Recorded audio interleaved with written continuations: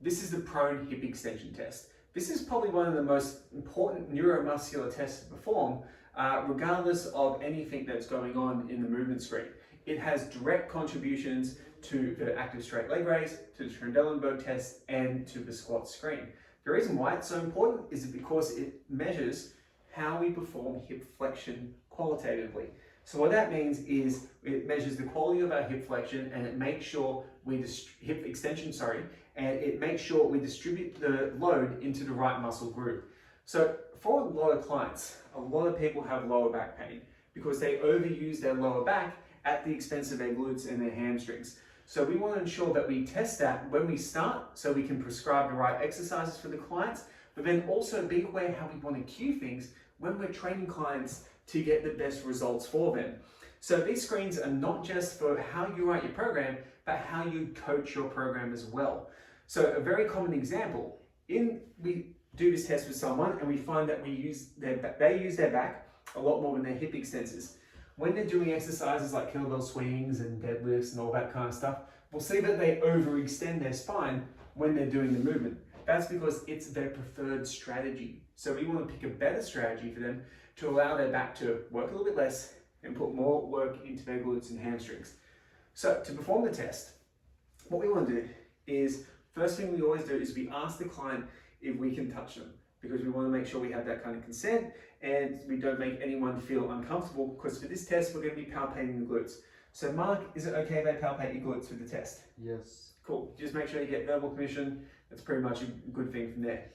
From here, fingers just like you did for the active straight leg raise when you were measuring.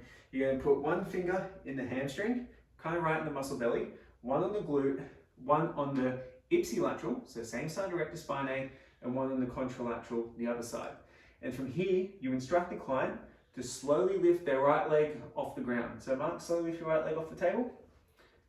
And they lift up and down. That's all we need.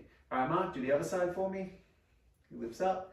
I'm feeling what's going on with my fingers underneath.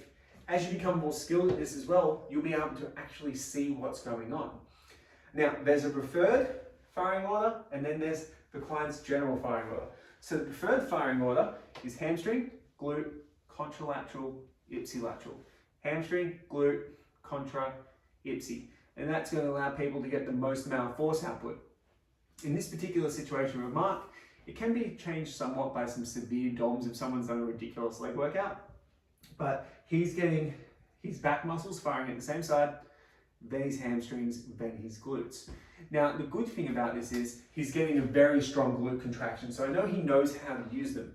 So what this would mean in a real life scenario with his program and how I'm coaching him, I probably only dedicate one corrective exercise to changing the order. That's literally all I would do because it's not that bad. And then I would look at how I coach him through deadlifts and hip thrust and all those other exercises to make sure that he doesn't use his spinal extensors to do it, but we concentrate on getting a really good glute contraction at the end. Now, one of the other problems that can happen with this test, and this can indicate if you need to do the core test as well, is if someone lifts up their leg, they actually lift up their opposite shoulder by squeezing their lat. So this is a little anatomy lesson. We cover this in year 2 in a lot more detail. But basically what happens is one side glute is related to the other side's lat, and it's connected to it by a band of tissue called the thoracolumbar fascia that wraps around the midsection. It kind of works like a slinky. So when someone's walking, we store elastic energy and the glute and the lat contract on one side and stretch on the other, and then they keep on going through that cycle to make walking, running, jogging much more efficient in terms of energy expenditure. What happens if someone engages their lats and lifts up? It means their core is not reflexively stabilizing. So if we see that happening, we can flick someone over onto their back, do the trunk flexion test, and we'll see that they probably kick you in the face because their core won't be working that well. In that scenario, your best way to solve it is to actually give them a core stability exercise to solve that problem. And then once they've done that, retest their prone hip extension, you'll see a big improvement in performance.